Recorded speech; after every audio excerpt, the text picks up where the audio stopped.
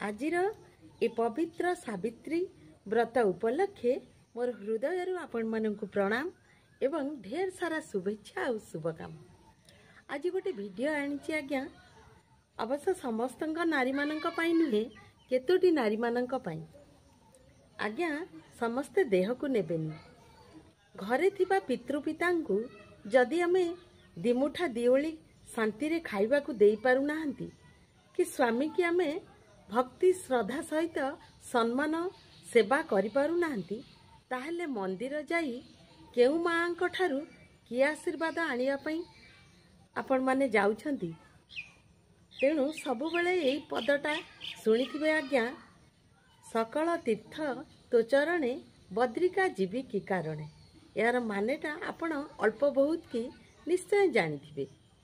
तेणु सबु बेले घरे देवादेवी को सम्मान भक्ति श्रद्धा करंतु।